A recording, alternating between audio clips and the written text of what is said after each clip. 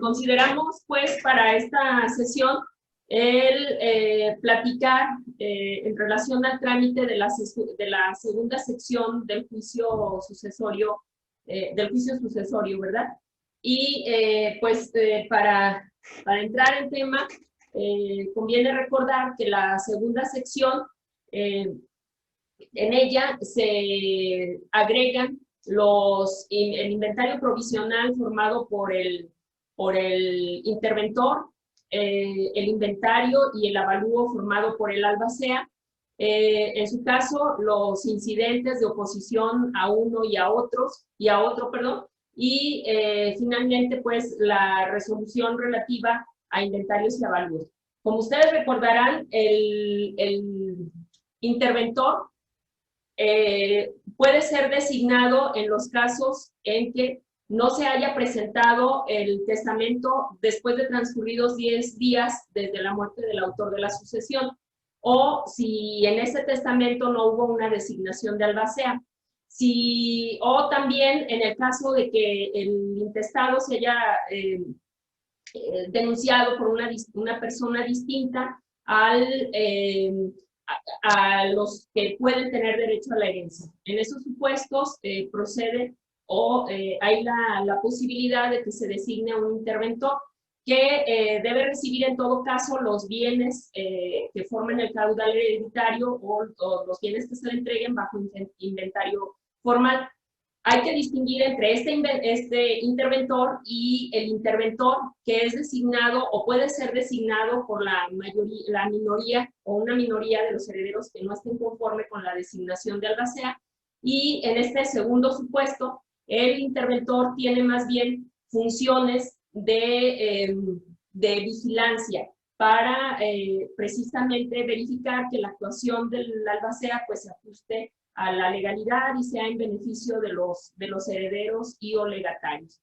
Entonces, también decía que en esta segunda sección deben incorporarse el inventario y el avalúo que formule la albacea general. Esta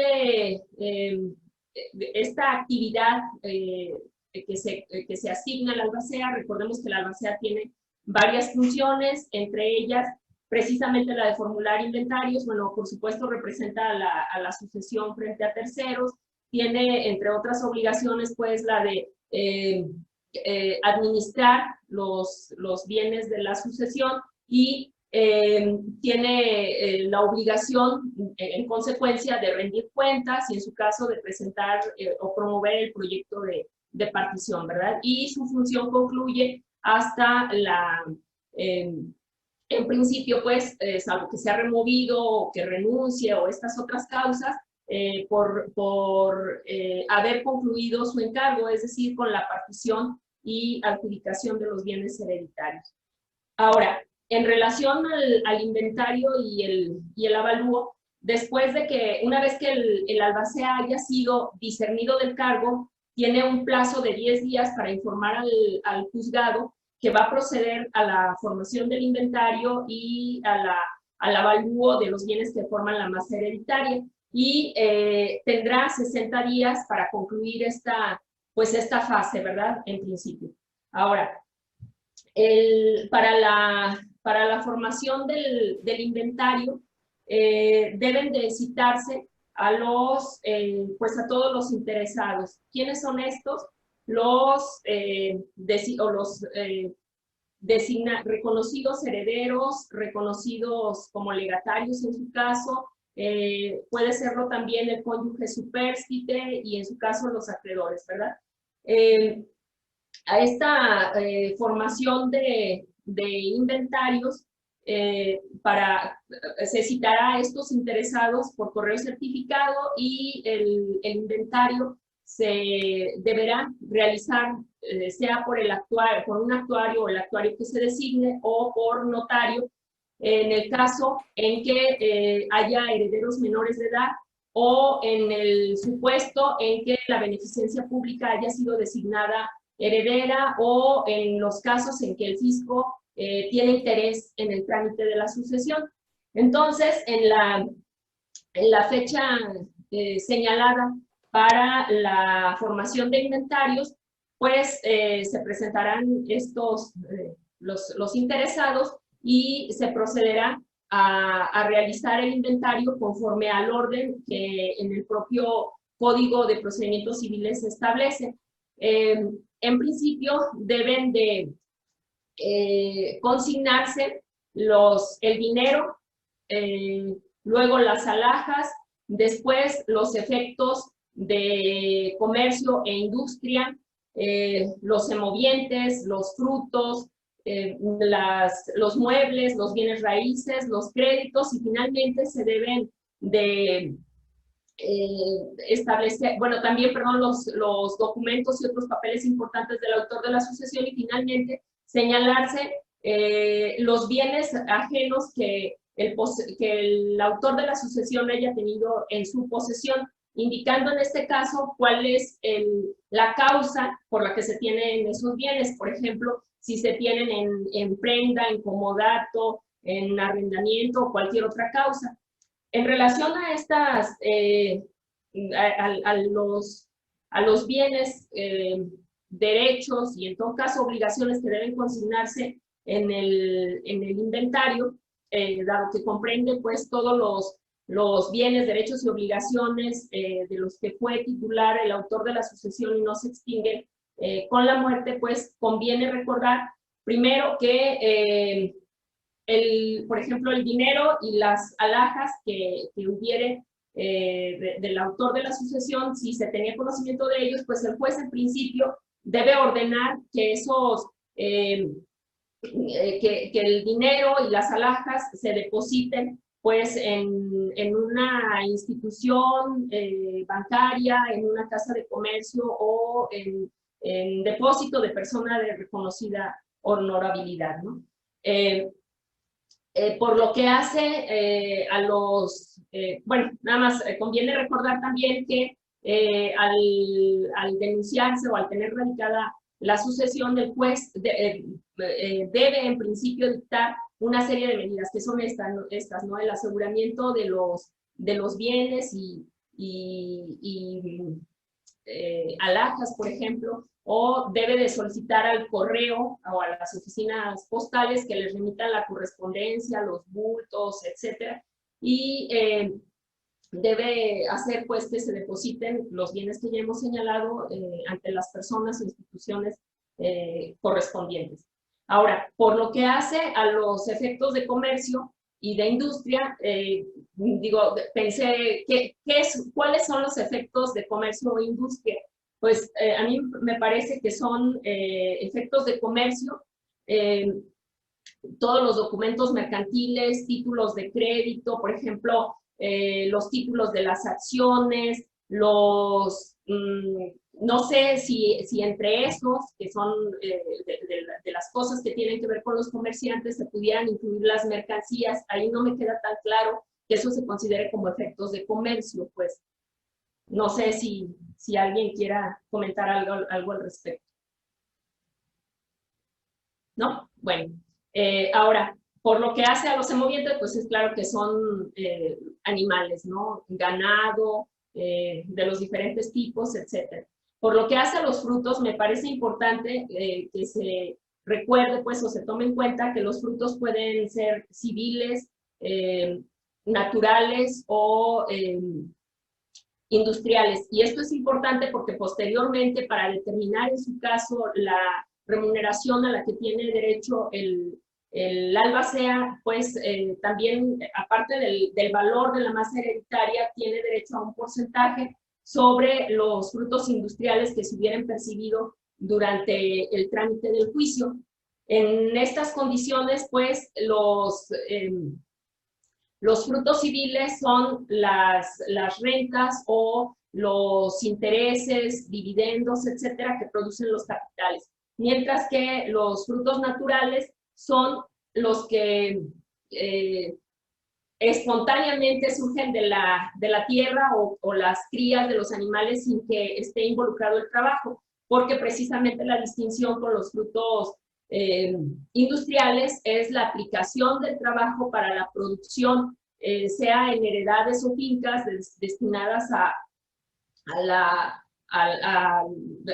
fincas agrícolas o ganaderas, etcétera, pues, ¿no?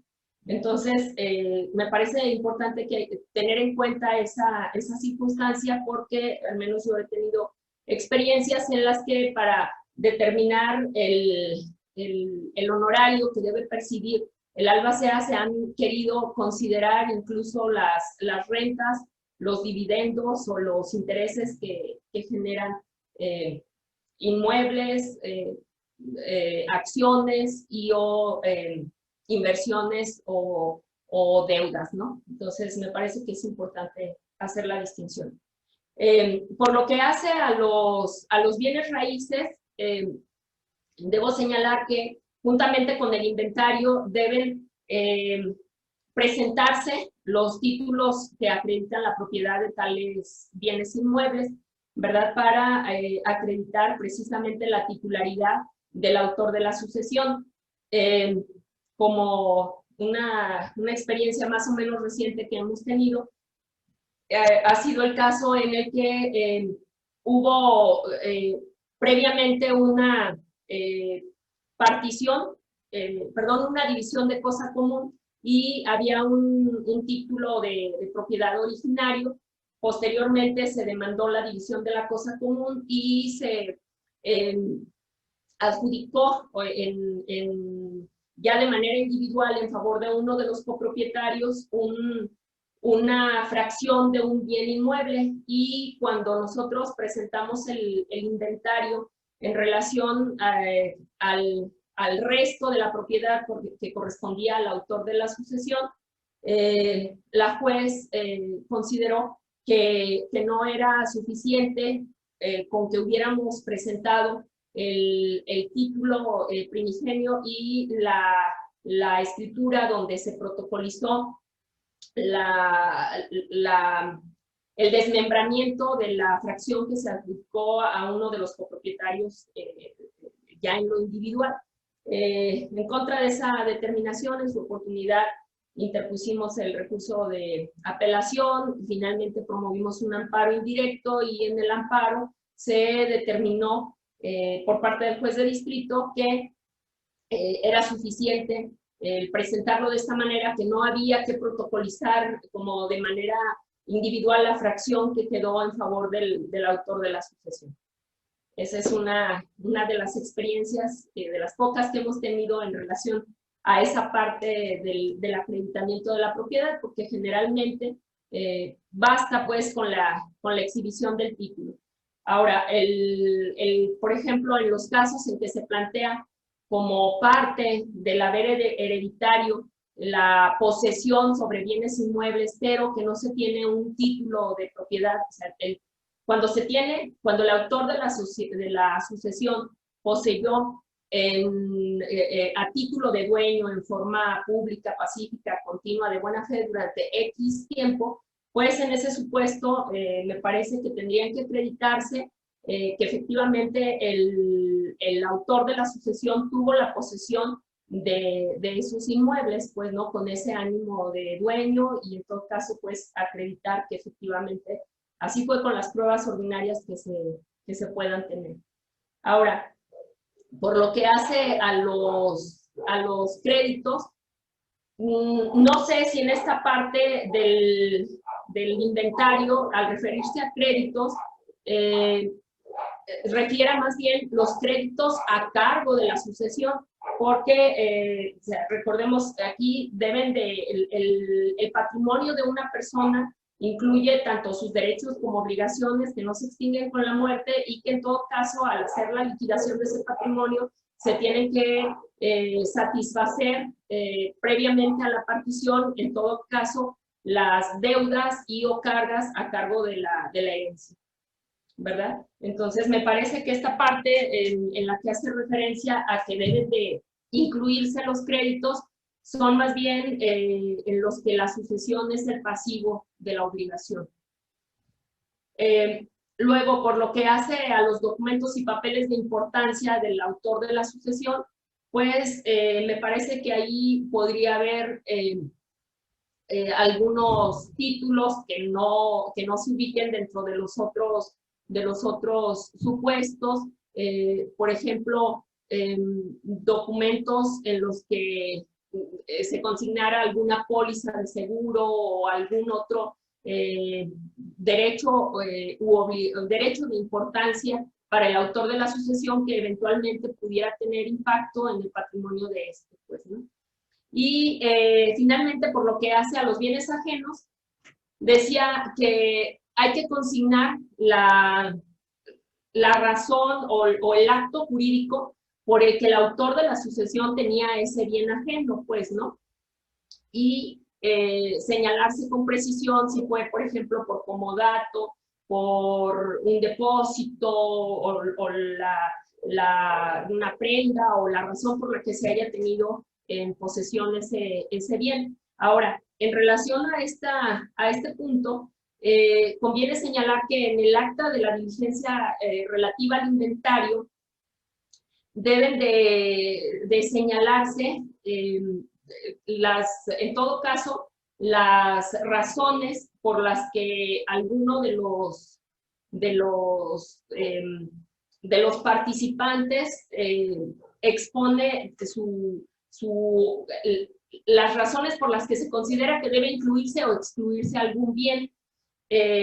Aquí nada más creo que conviene referirnos también a los artículos 2951 y 2952 del Código Civil, que establecen que el albacea previamente a formular el inventario de los bienes que forman el caudal hereditario, no puede permitir que los bienes que se dice pertenecen a un tercero se sustraigan de la posesión de la sucesión, sino en los casos en que el reconocimiento de que ese bien pertenece a un tercero esté consignado en el propio testamento o cuando conste en una escritura pública o en los libros del autor de la sucesión si este fue un comerciante. En esos supuestos, pues podría permitirse la exclusión material, digamos, de los bienes que pertenecen a ese tercero. En caso contrario, si no se señala en estos instrumentos que ese bien pertenece a un tercero, entonces el albacea solo tiene que hacer la anotación en la partida correspondiente de la que hemos ya señalado, de que ese bien en principio pertenece a un tercero y en todo caso la titularidad del bien correspondiente se tendrá que disputar en tercería o en juicio contradictorio según corresponda.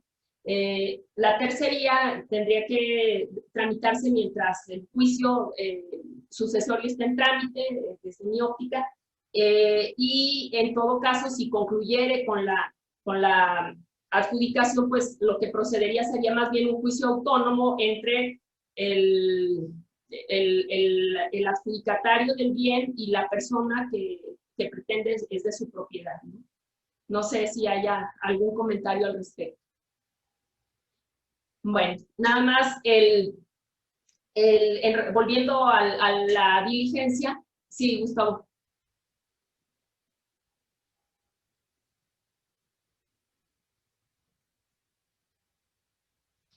Ahí está, sí, ¿verdad? A ver. Se me han quedado 3 puntitos en lo expuesto y no tuve así como oportunidad de interrumpir. Una disculpa.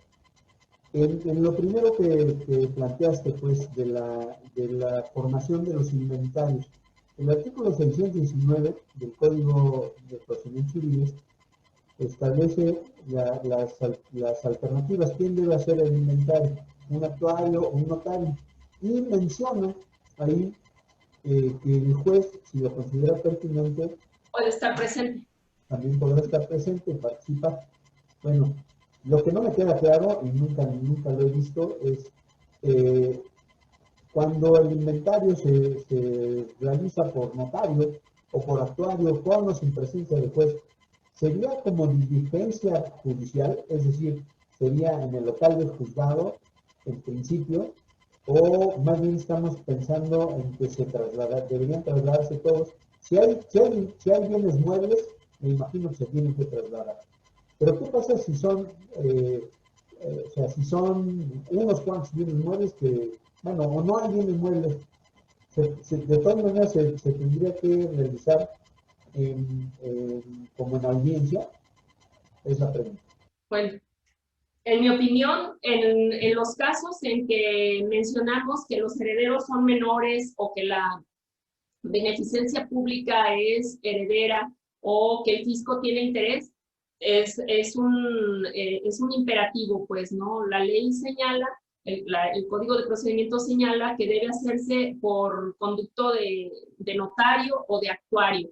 Y me parece que si hay bienes que están en un lugar, por ejemplo, en el que fue el último domicilio del autor de la herencia, o, por ejemplo, si se trata de un comerciante en el lugar en que estaba su establecimiento, pues es claro que tanto el actuario como, en su caso, el notario, quien practique el inventario, pues tendrá que trasladarse a los lugares que resulten necesarios, y para eso se cita o debe citarse por correo certificado a todos los interesados, para que en todo caso participen y hagan las observaciones que estimen pertinentes a efecto de que se incluyan o se excluyan o hacer pues lo que a su derecho en principio convenga. Yo he participado en un par de inventarios que se han hecho con actuario y básicamente han sido diligencias en las que se inventarían bienes muebles como la diligencia como tal.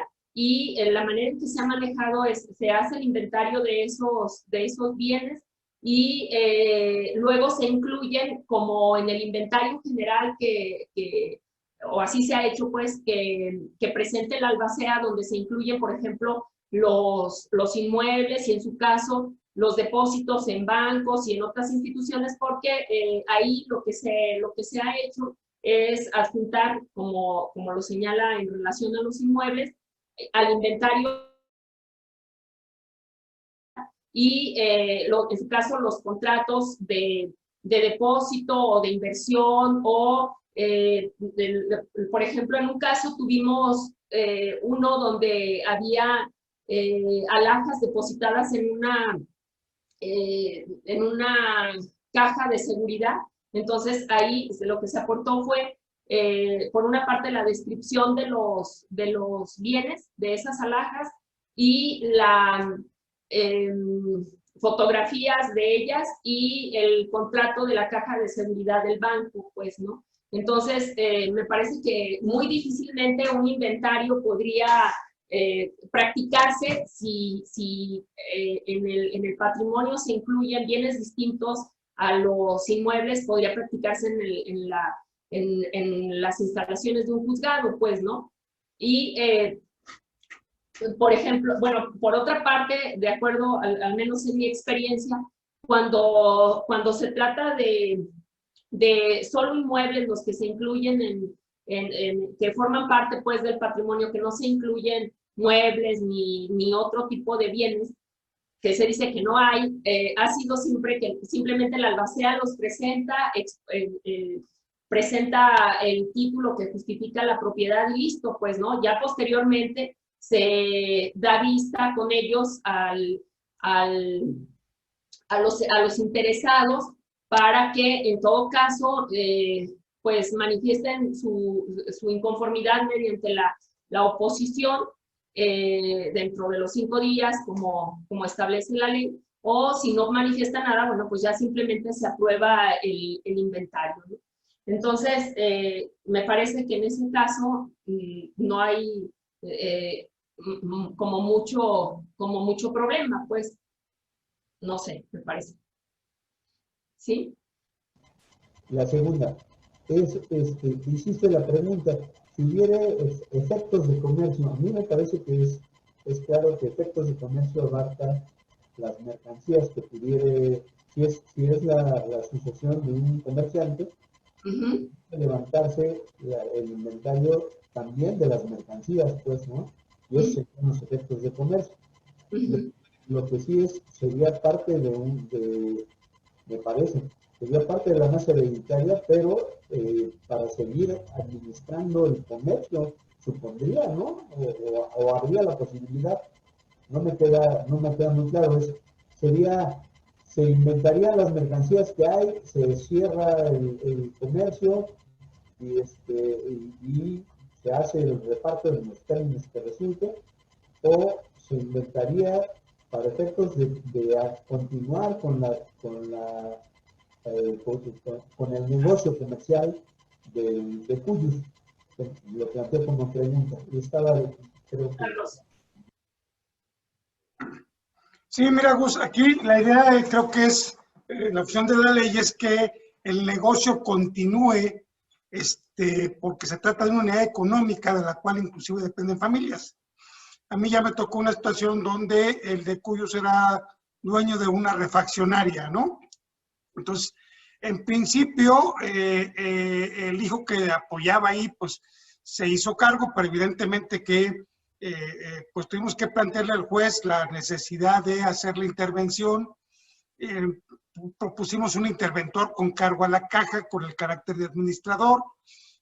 Evidentemente no se autorizó. Después el albacea, pues, ya designado, le volvimos a plantear la situación de que autorizara a un administrador, porque el albacea pues no era experto en el negocio, ¿no?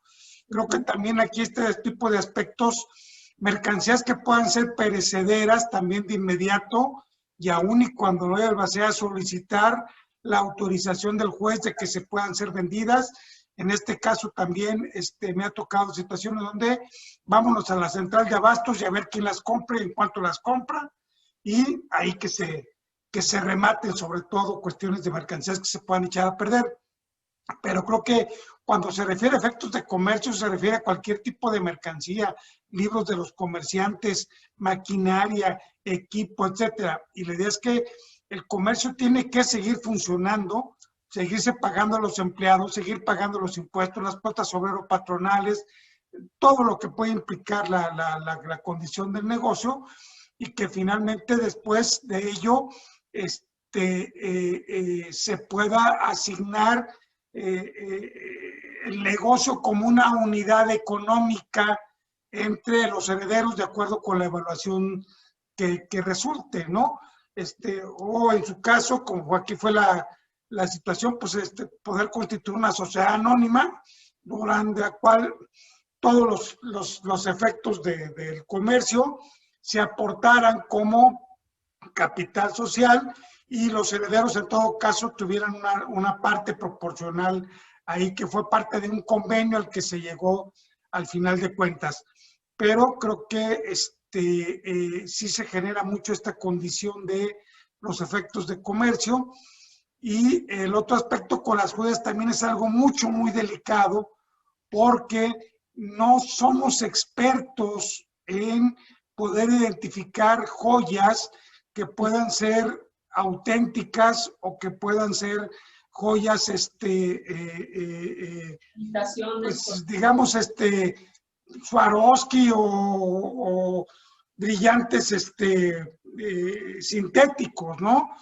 Luego, pues ya saben que, como dijo Lupita, que eso se deposita en el comerciante honesto, ¿sí? Pues nos va a aparecer algún funcionario de la 4T que sustituye diamantes auténticos por joyas sintéticas, ¿no?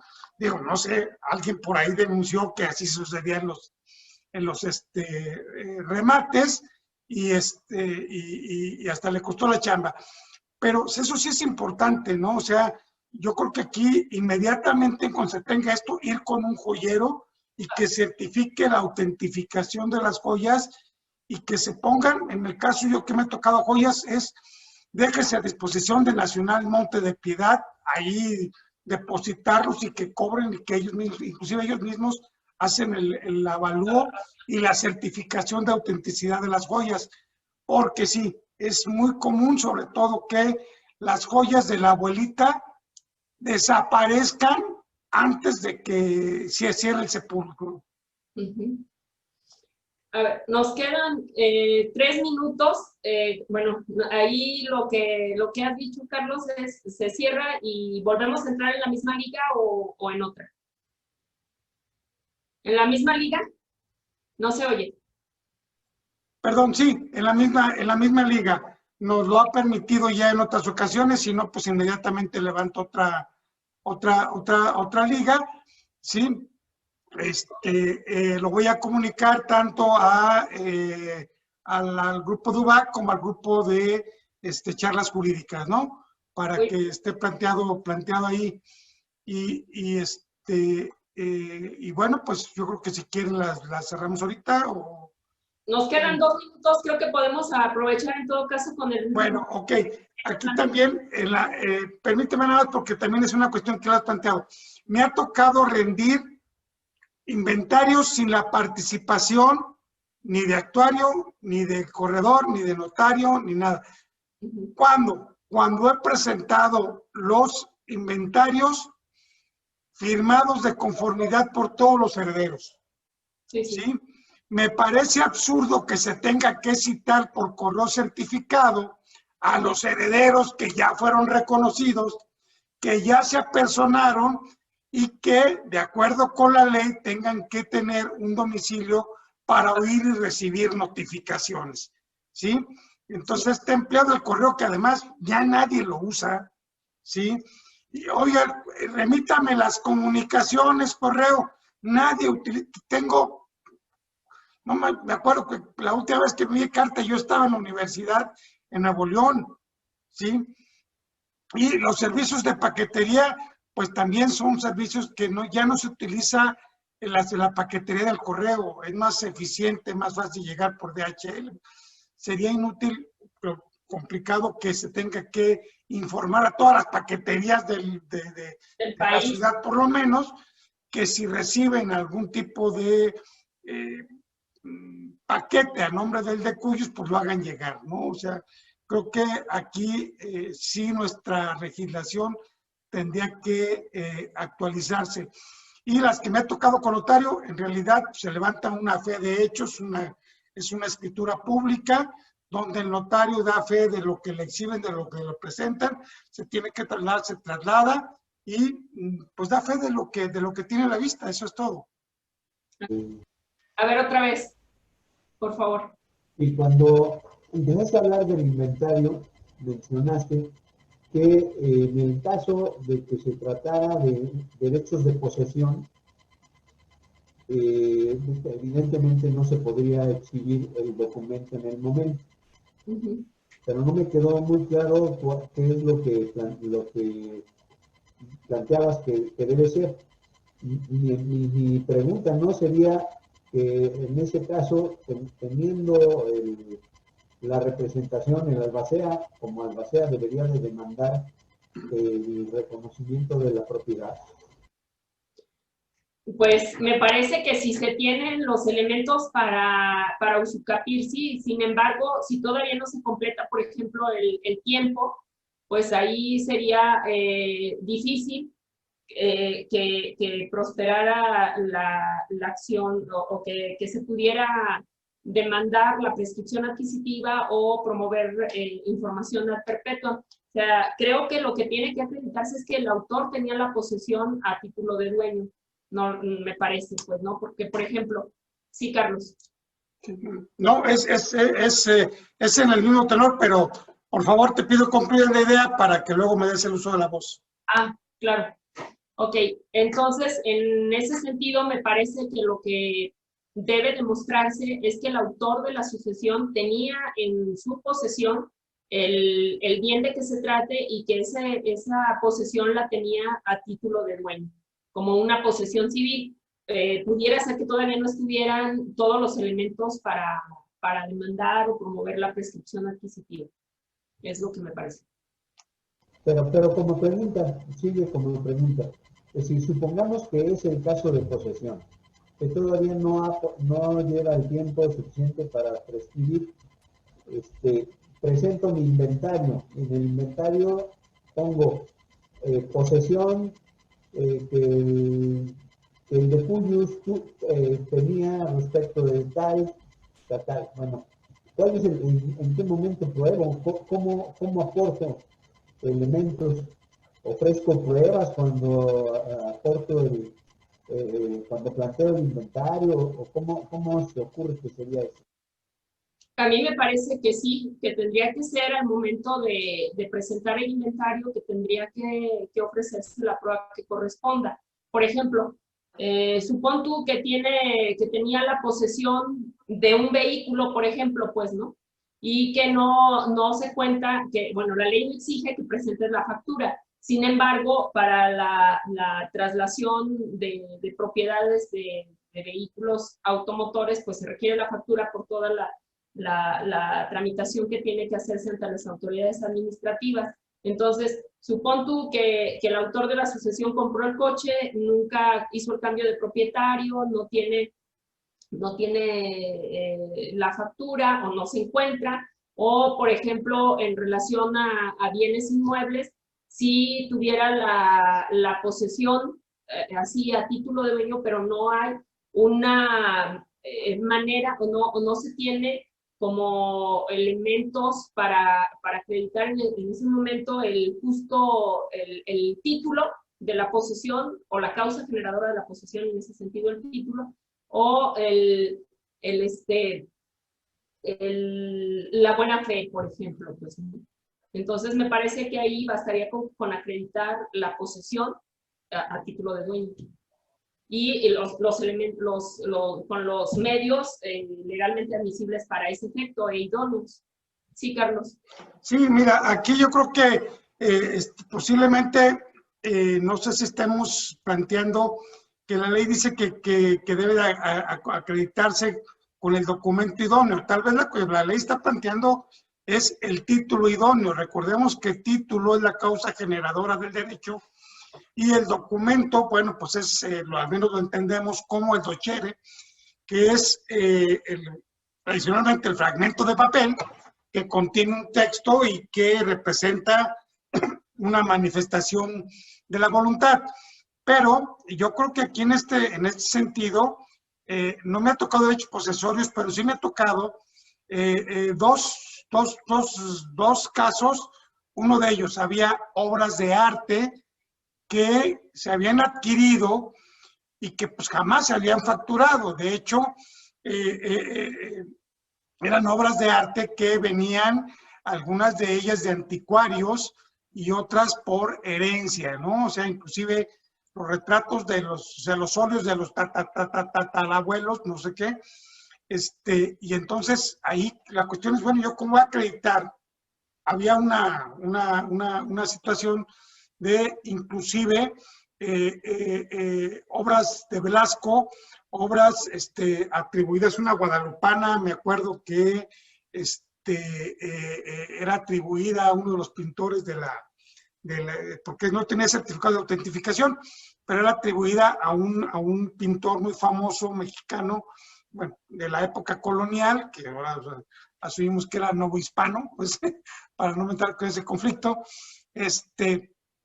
que estaban atribuidas. Entonces, en ese sentido, pues fue con la manifestación ante el notario de los herederos de que reconocían que eso era la titularidad del decuyus, ¿sí?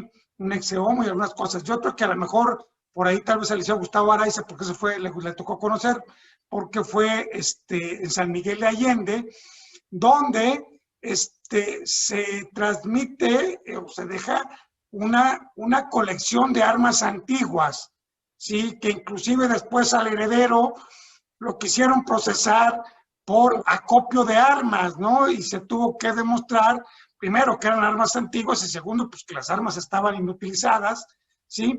Pero fue un caso muy famoso y en San Miguel, no sé si le haya tocado en esa época al licenciado, es un caso de hace unos 30 años aproximadamente, ¿sí?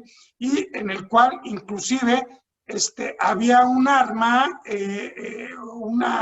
una pistola llama calibre 45, que esa sí les dije que esa no la metas porque esa está fuera del comercio.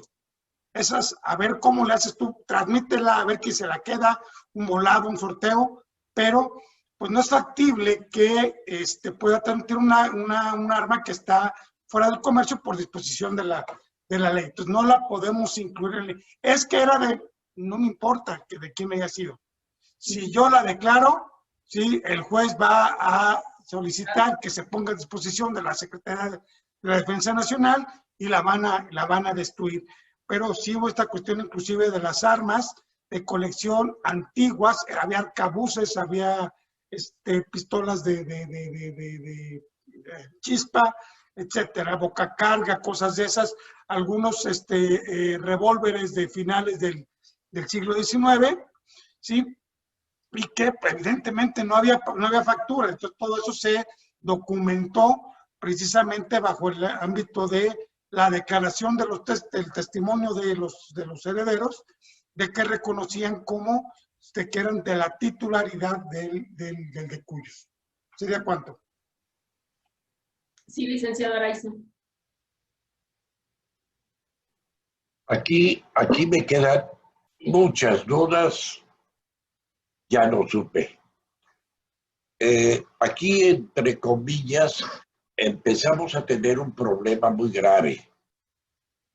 El problema es de que siempre hemos pensado que el inventario ya evaluó o el inventario simplemente es consecución de la primera sección, esto es, de la declaratoria de herederos o bien del acto en que se autoriza o se determina la validez del testamento. Pero en realidad yo he considerado siempre que el inventario, nada más el inventario, no el avalúo, el inventario, se debe de hacer. Ya lo sé que lo que voy a decir va a causar un poquito de risa y extrañeza, pero el inventario se debe de realizar desde el momento mismo de la muerte del de Cuyos. Esto es, desgraciadamente esto no lo tenemos nosotros presente ni como abogados, pero muerta la persona, es necesario inclusive recurrir al juez, a denunciar al juez que se ha fallecido esa persona, para que el juez inmediatamente tome las providencias necesarias para asegurar los bienes, pero no los bienes propiedad de la persona, sino las posesiones de la persona. Esto es todo lo que tenga en su poder, bajo su posesión, ya sea originaria, ya sea derivada, ya sea simplemente todos los bienes que estén en su poder. Ahora bien, esa posesión trae como consecuencia que se presuma la propiedad de ellas. En este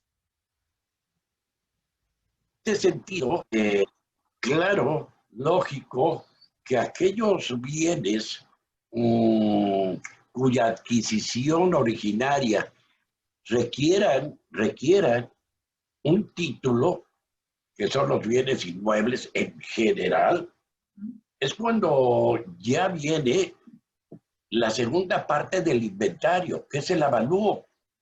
Y entonces en el avalúo es cuando la ley te dice, espérate, veme acreditando no tanto otra cosa, sino la propiedad de aquellos bienes que realmente requieran justificación por la formalidad que establece la ley. Lo que dice Carlos es cierto, pero ¿cómo voy a acreditar yo la propiedad de un cuadro? Ya no digo un cuadro, de verdad, perdón si me voy a lo burdo, pero ¿cómo voy a acreditar la propiedad de este bolígrafo? simplemente porque estaba en mi posesión y como posesión originaria es propiedad mía. Y este bolígrafo, sí, va a ser considerado dentro de la herencia. Si nosotros nos pensamos y lo vemos en una forma así,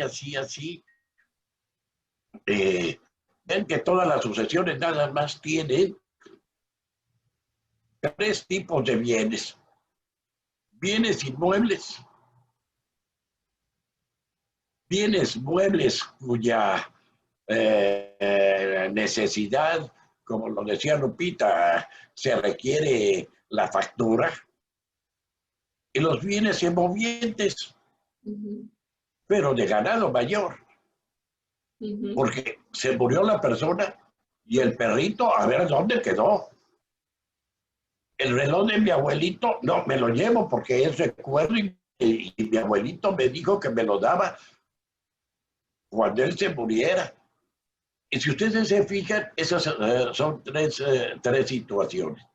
Ahora, precisamente, a mi buen parecer, Carlos, en el caso que presentaste en el sentido del comercio, precisamente es la necesidad de que inmediatamente se le dé vista al juez para que el juez tome las providencias necesarias e inclusive allí es donde aparece el interventor, no albacea, interventor que está nombrado por el juez para que él intervenga a nombre de quién, del juez y del de cuyos. No es albacea, pero provisionalmente hace las gestiones de administración. Pero todo esto, repito, no lo llevamos a cabo porque decimos que es muy ingrato de que se muere una persona y luego vamos al juez, ¿verdad? Pero es cuando no encontramos después ni los zapatos, ni el anillo, ni los lentes, ni nada, porque se lo robaron. ¿Sí? Aquí, por ejemplo, me dice las alhajas, claro, y tú muy sabiamente, Carlos, lo estableciste. No, inmediatamente al conocerse de eso, se hace el depósito en una casa comercial previamente establecida aquí en el Monte de Piedad. Guárdalos. Y esto es lo que nos sucede, no así. A mí, por ejemplo, no de ahorita, no por lo que estamos platicando, pero yo ahorita, a mí me viene a la situación cosas que me pasaron en el juzgado civil. Hubo una ocasión, se los voy a platicar así resumidamente, hubo una ocasión donde un agente viajero tuvo un accidente. Desgraciadamente en ese accidente falleció. Él representaba a 3 casas comerciales. Traía 4 maletas. Cuando sucede el accidente, se presenta la esposa a reclamar el cuerpo y a reclamar las pertenencias que traía el señor. Al día siguiente, no se las entregaron. Al día siguiente se presentó la ambascia de la gente. Y entonces, me acuerdo que estaba aquí en prevención y el agente va y me dice, ¿qué hago? Pues sencillo, tú no tienes nada que devolver a nadie. Ni siquiera a las casas comerciales que el señor representaba, nada. Lo que tienes que hacer es inmediatamente señalarme y decirme, se murió Juanito de tal, hacer la denuncia para que en ese momento yo nombrara un interventor y se hiciera cargo de todas las pertenencias que en un momento dado, en el momento del fallecimiento, estaba poseyendo el señor. Y ya posteriormente, que cada casa comercial pues fuera diciendo qué era de él y qué no era de él. Pero eso es lo que nosotros tenemos. Y aquí, como nosotros estamos hablando, es justificar no la propiedad en sí, no la propiedad, porque la propiedad en realidad es demasiado difícil. Es la posesión civil la que vamos a tener que acreditar en cada uno de los bienes de la sucesión. Es cuanto. Perdón que me haya extendido un poco. No, está bien. Muchas gracias. Pues sí, creo que conviene recordar que ya se había comentado en la sesión previa que incluso para dictar o tomar las medidas que comenta el licenciado Araiza, puede hacerlo cualquier juez, inclusive un juez menor, y que precisamente de las medidas que el juez ante quien se denuncie la muerte de una persona debe de tomar son las que ya mencionamos, pues, ¿no? Asegurar e inventariar los papeles, el dinero, las alhajas, lo que esté en su posesión, y también tiene facultad para autorizar como lo que resulte urgente como actos, pues, ¿no? Incluyendo el pago, por ejemplo, de gastos urgentes que requieran ser atendidos, el pago de alimentos o de sueldos y salarios, etc. Entonces, me parece que bueno, es nada más para apuntar en el sentido que usted comenta, licenciada Araiza. Y nada más, otra cuestión en relación ya en el inventario formal que practica el albacea. O sea, yo creo que se deben de tomar en cuenta todos estos elementos y los inventarios o los bienes que previamente se hayan pues asegurado o que se hayan inventariado, pues deben incluirse en ese inventario general. Y lo que el Código de Procedimientos prescribe en relación a la propiedad es nada más acreditar la propiedad de bienes inmuebles mediante la exhibición de los títulos correspondientes, pues, ¿no? Que puede ser escritura pública o documentos legalmente equiparables, como son los títulos emitidos, bueno, antes, ¿no? Los que emitía el Infonavit, por ejemplo, o los títulos de propiedad que emitió el gobierno federal al transmitir o al pasar de bienes ejidales a propiedad privada. Los bienes, las parcelas y ese otro tipo de bienes, pues tienen una tramitación especial prevista en la ley agraria. Ahora, volviendo a la diligencia de inventario, pues quien la practique tiene que levantar un acta del inventario que se levante. Esa acta debe ser firmada por los que en ella intervinieron y a continuación, bueno, no a continuación, puede ser desde el momento en que se señala que se va a proceder al inventario y avalúos, también se requiere a los interesados, a los reconocidos herederos, para que en su caso nombren un perito o peritos. Si no se ponen de acuerdo, pues el juez lo nombra en su rebeldía, el juez lo designa, no en su rebeldía, sino el juez designa al perito ante la falta de acuerdo. Antes de que se me pase, en relación a este punto de la notificación mediante correo certificado, coincido con Carlos en que ya pues resulta anacrónico y máxime cuando ya los herederos han sido reconocidos, ¿verdad? Ahora, recientemente en una denuncia de sucesión intestamentaria solicitamos se notificara por correo certificado, como lo prescribe el código, a quienes nosotros consideramos que pudieran tener derecho a la herencia, además de los denunciantes.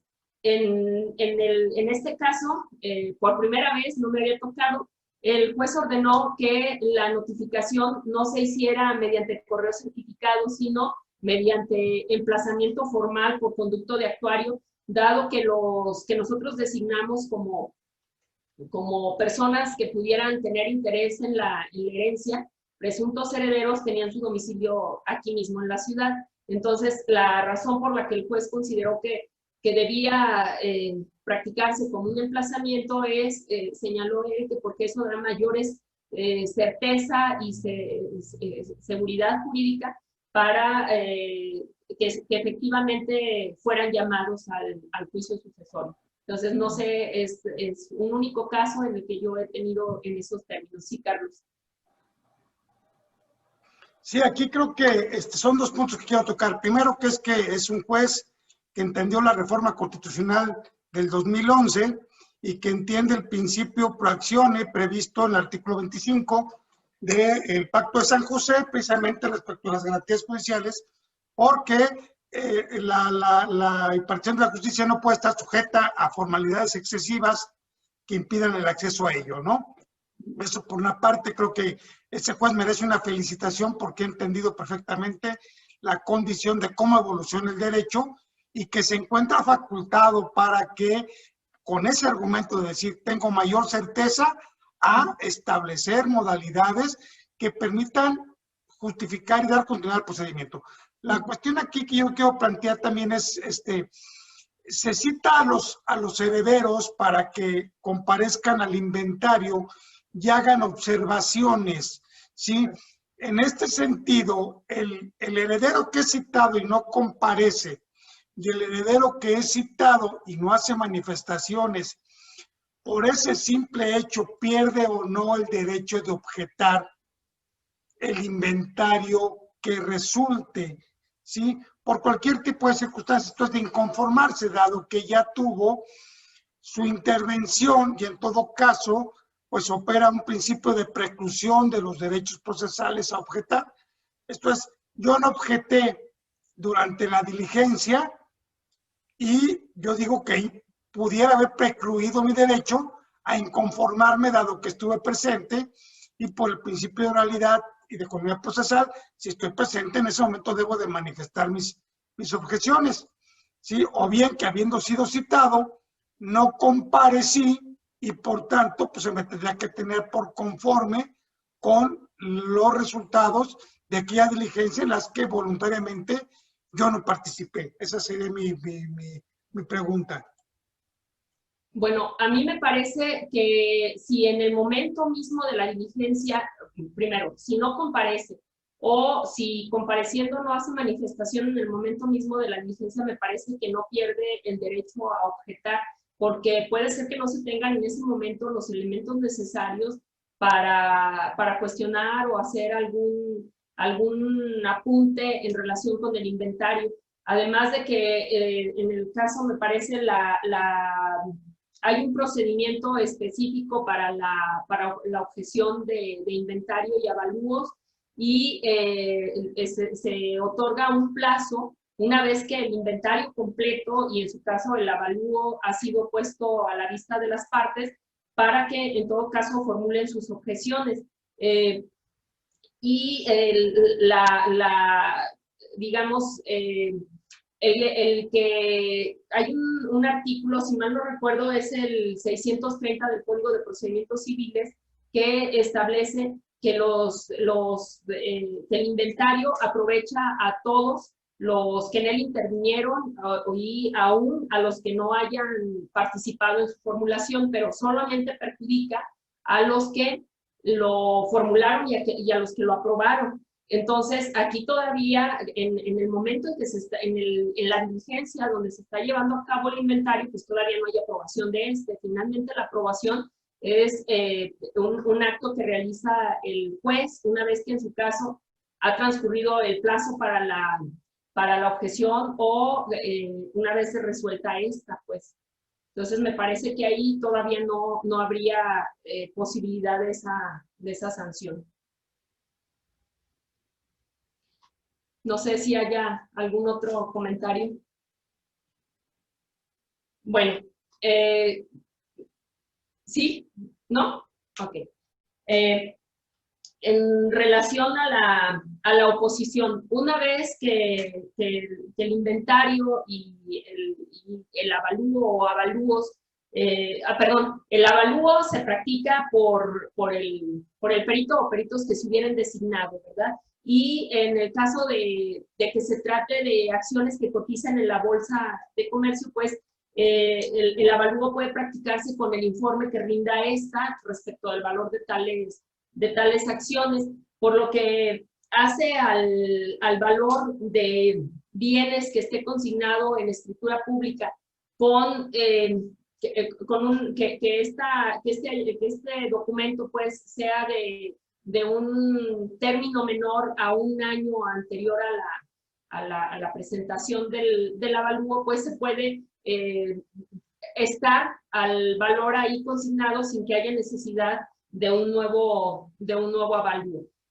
Ahora, una vez puesto a la vista de las partes el inventario y el avalúo o los avalúos, o de los interesados, mejor dicho, ahorita tendría yo ahí una pregunta en relación a los interesados, pueden hacer valer sus objeciones dentro de los 5 días siguientes a que se les hubiere puesto a la vista, y la oposición, estas objeciones pues se hacen valer como una oposición propiamente en vía a la que se le da trámite incidental, y que en todo caso será, si hubiera varias oposiciones, pues se tramitarán todas en una sola audiencia. Si hubiera oposición tanto al inventario como al avalúo, se tramitarán como una sola, como un solo incidente, y se resolverán pues en una sola interlocutoria.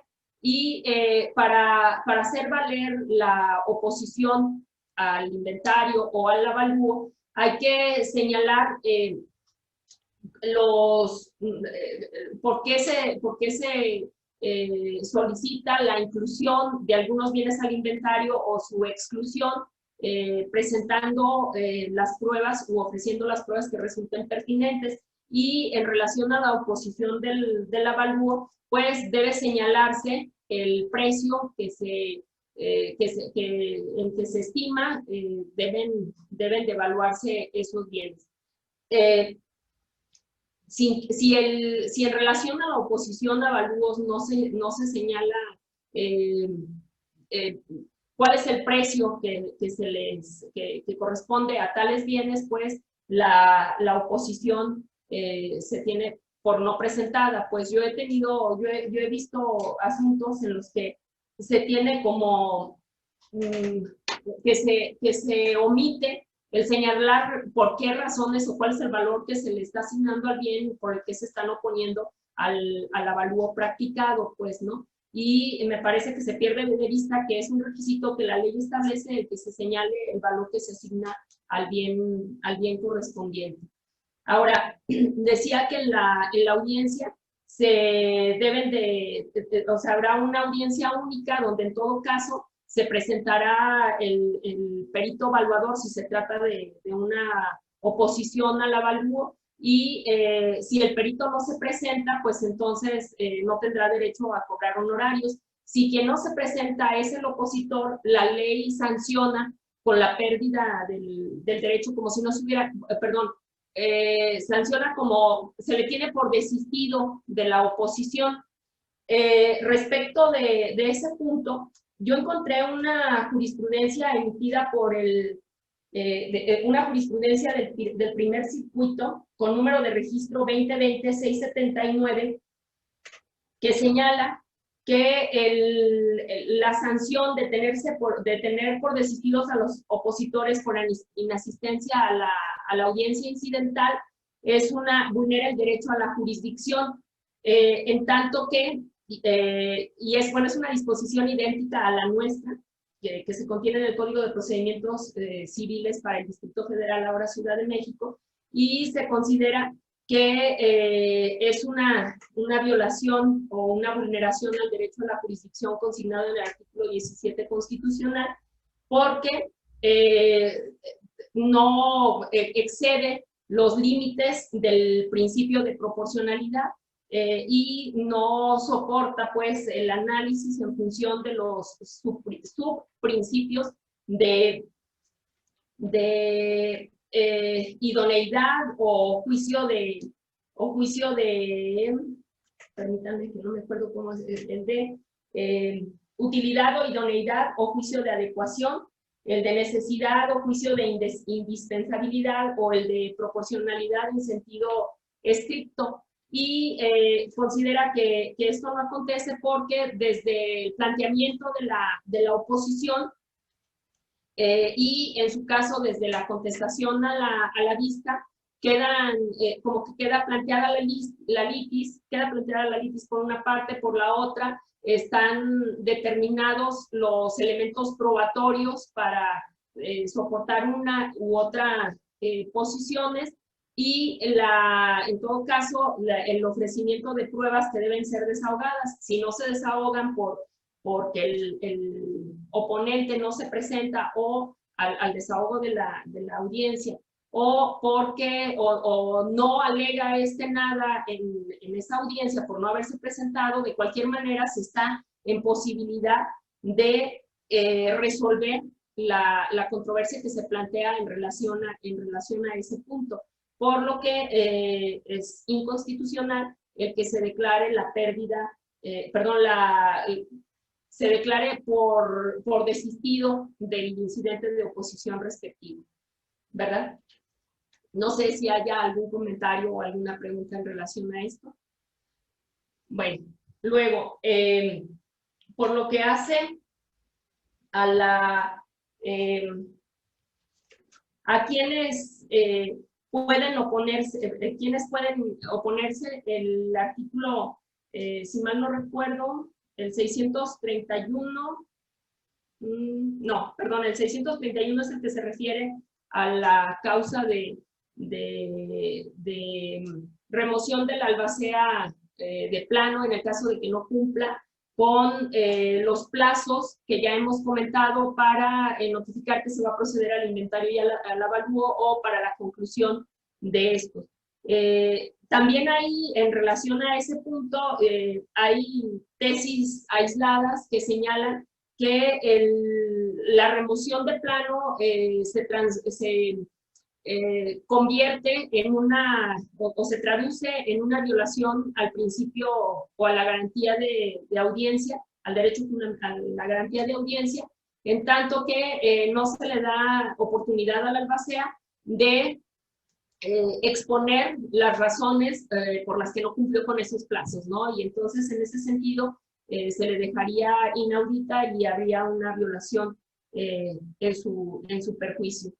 Ahora, en relación ya por último, a quiénes son los interesados que pueden oponerse al inventario o al avalúo, es en términos, me parece, del artículo 656 del Código de Procedimientos, aunque está referido a la rendición de cuentas, sería el cónyuge supérstite, los herederos y los legatarios. Ahora, en esos interesados podrían comprenderse los terceros. Me parece que no. Por ejemplo, quienes pretendan la exclusión de algún bien por considerar que es de su propiedad, pues como lo hemos señalado, ese tercero tendría la posibilidad, o más bien lo que tendría que hacer sería promover una tercería excluyente de dominio o promover un juicio autónomo, en términos del artículo 471 del Código de Procedimientos. Entonces, me parece que ahí no cabrían esos terceros por impugnar el inventario que se hubiera presentado por parte de la albacea. La pregunta, en el caso de los terceros, me pareció que la conclusión a la que llegaron es que no tienen derecho a cuestionar el avalúo o el inventario. Pero me refiero a un tercero acreedor, por ejemplo, que a quien pudiera perjudicar un avalúo muy bajo, pues, de bienes que lo dejaran en la imposibilidad de cobrar. ¿No tendrían derecho a oponerse?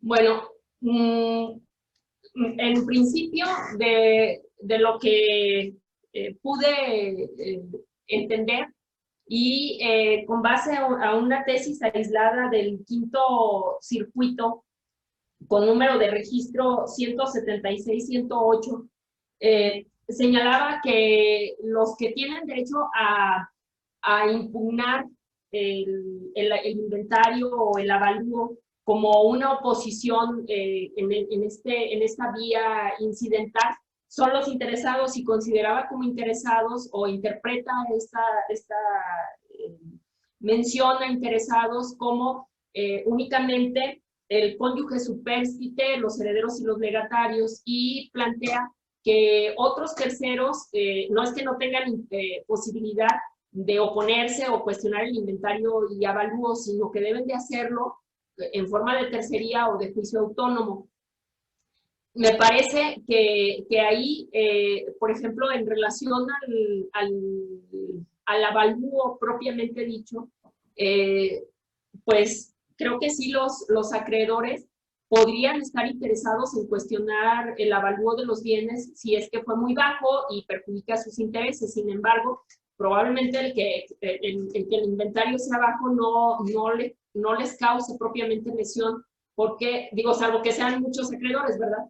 Porque en principio, pues deben de pagarse las deudas hasta con el valor de los bienes hasta donde alcance, y en todo caso podría adjudicarse. Ahora, podría ser que dijeran, bueno, el valor de los bienes es, no sé, 100,000 pesos, y tu deuda es de 2 millones, y en realidad los bienes tienen un valor muy superior, ¿no? Entonces, creo yo que sí tendrían posibilidad de impugnarlo, nomás ahí sería la cuestión de la vía. Sí, Carlos.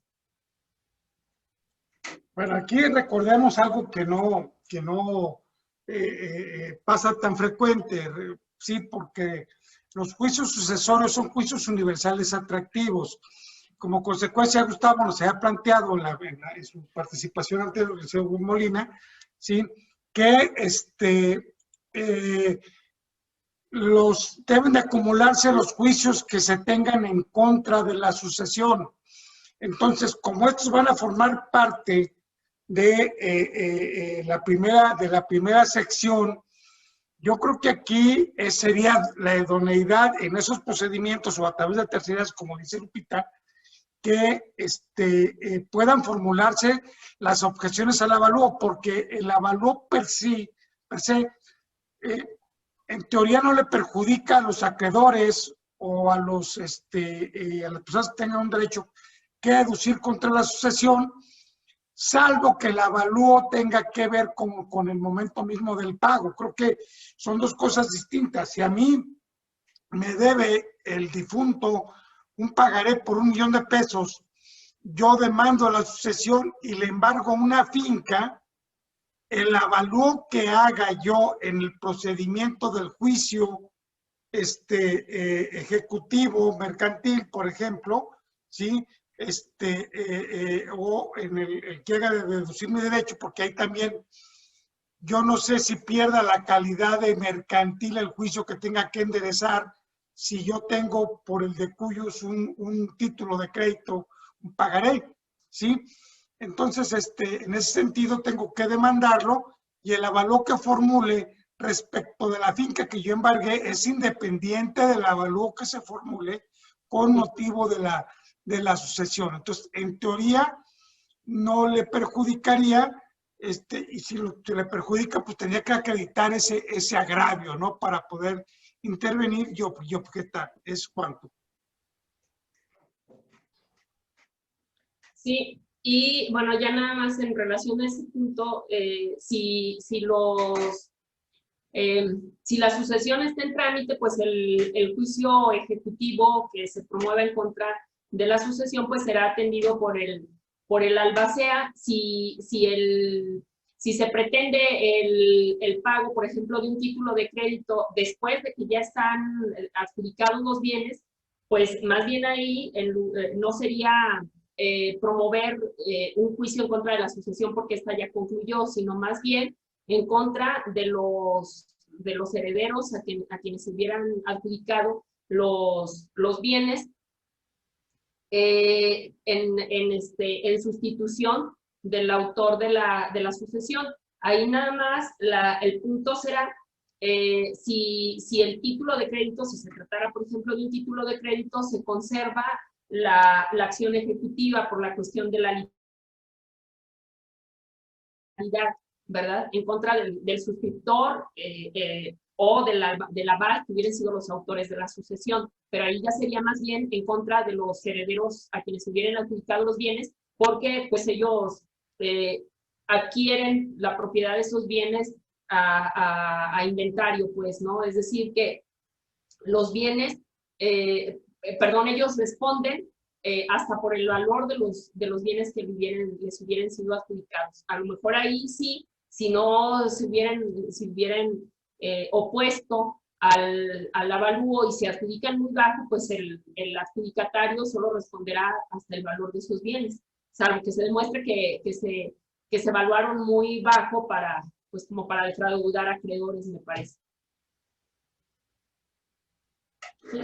Bueno, finalmente el último punto que yo quiero tratar o poner en consideración en esta mesa es el relativo a los bienes de la sociedad conyugal. O sea, si deben de formar parte del inventario, ¿cómo deben formar parte del inventario, verdad? Si el autor de la sucesión hubiera estado casado bajo el régimen de sociedad conyugal y, por ejemplo, los bienes adquiridos durante el matrimonio o que no, digamos, si no hay capitulaciones matrimoniales debidamente inscritas o si hay bienes que se hubieran adquirido ya contraído el matrimonio y se hubieran puesto, por ejemplo, a nombre del otro cónyuge, del cónyuge superviviente, ¿cómo es que tendrían que formar parte del inventario? Por ejemplo, si se trata de bienes inmuebles, o tendría que disolverse primero la sociedad conyugal. Me queda esa duda, pues, ¿no? O sea, yo creo que se podría acreditar que el autor de la sucesión tiene derecho a parte de ese patrimonio precisamente de la sociedad conyugal, aunque los bienes estuvieran a nombre del cónyuge supérstite, con el título y el acta de matrimonio, pues, ¿no? Donde conste el régimen de sociedad conyugal, pero no sé, me queda la duda si previamente tendría que disolverse en ese supuesto, pues, ¿no? O sea, yo creo que es claro que que el cónyuge supérstite podría excluir y oponerse a que un 50%, si no hubiera capitulaciones, de los bienes que estuvieran a nombre del de cuyos se excluyan, pero al revés, el que se incluyan bienes que no están a nombre de él, sino de otra persona, tengo esa duda. No sé qué les parezca y qué opinión tengan. Sí, Carlos. Yo creo que aquí tendría que plantearse la situación que es como los derechos posesorios, o sea, aquí simplemente se incluyen dentro de los derechos, ¿sí? El derecho a la parte alícuota, ¿sí? Que le corresponda de la sociedad conyugal. Se enuncia, se plantea, pero es evidente que el cónyuge supérstite tendrá que promover la liquidación de la sociedad conyugal para que una vez que ésta sea liquidada puedan separarse los bienes que pertenecen al cónyuge supérstite y aquellos que van a formar parte de la sucesión, ¿sí? Que en todo caso pues le tocará una parte al cónyuge supérstite, pero habrá otra parte que no. Y en ese contexto, la única que me ha tocado en esa naturaleza, un matrimonio que se dio en Jalisco, que allí en aquella época era que la regla es, si no exponía nada, era sociedad conyugal, pero bueno, se tuvo la fácil solución de que los hijos renunciaron a favor de la mamá, ¿sí? Y pues se adjudicó ella todo, ¿no? Pero en principio, cuando me planteé el asunto es, bueno, vamos a incluirlo dentro del inventario como derechos y que la señora promueva la liquidación de la sociedad conyugal. Afortunadamente, al final se llegó al consenso de que pues todos iban a renunciar a la herencia a favor de la mamá, y pues la mamá se adjudicó el 100% de la masa hereditaria, ¿sí? Y se decretó la adjudicación del 50% de los bienes adquiridos durante el matrimonio a favor de la señora, y por lo tanto se extinguió por consolidación, por confusión de derechos, la sociedad, que no había forma de plantearlo. Es lo que yo tengo de experiencia. Sí, licenciado Araiza. Acabo de encontrar que el artículo 195 del Código Civil lo prevé. Dice, muerto uno de los cónyuges, continuará el que sobreviva en la posesión y administración del fondo social con intervención del representante de la sucesión mientras no se verifique la partición. O sea, que los bienes de la sociedad conyugal siguen después de la muerte y solamente habrá una intervención de la sucesión para poder formular ahora sí que la disolución de la sociedad conyugal. Bueno, sí, nada más que me parece que una cosa es la administración de los bienes de la sociedad y otra cosa es cómo se incluyen en el inventario. O sea, sí. Es que, Lupita, aquí debemos de tener varias situaciones. En el inventario no lo vamos a incluir hasta que no sea una verdad real, que tengamos ya sea el derecho o los bienes. No podemos incluir en el inventario, por decir algo, estoy hablando por decir algo, no puedo incluir en el inventario del muertito, del de Cuyos, la pintura que le prestó a Juan Cuerdas, cuando no la tenemos físicamente aquí, salvo que tuviéramos un documento en donde constara el contrato de X, entonces sí podríamos decir lo que tiene un derecho, pero no el bien.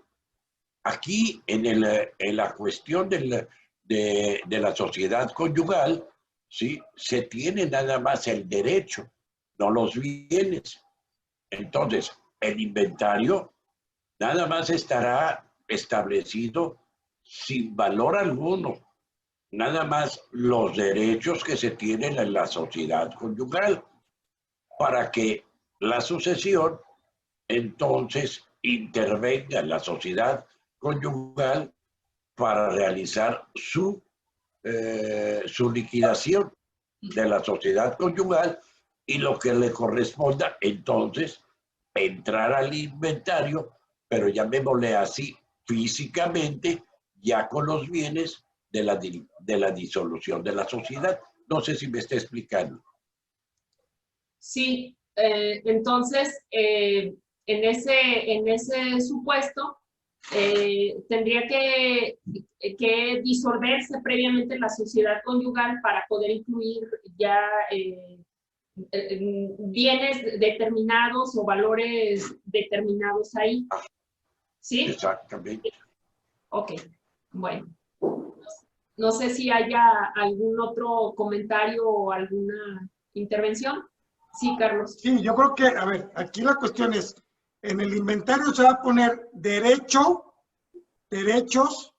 que corresponden a la parte proporcional de la sociedad conyugal, ¿sí? Sí. Pero evidentemente que va a tener que promoverse la liquidación.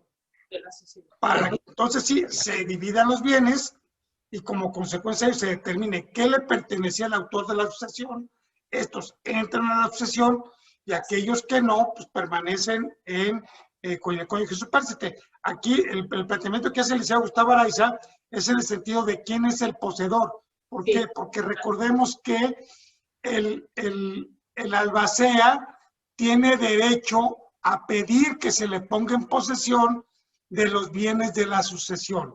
Si en este caso hubiese una sociedad conyugal, los bienes que pertenecen a la sociedad conyugal permanecerán en la posesión y administración del cónyuge supérstite y no del albacea. De acuerdo. Muy bien. Pues es todo lo que me pareció a mí relevante en relación con esta segunda sección del juicio sucesorio. Y bueno, espero que sea de utilidad y nos lleve a la reflexión a todos, ¿verdad? Muchas gracias.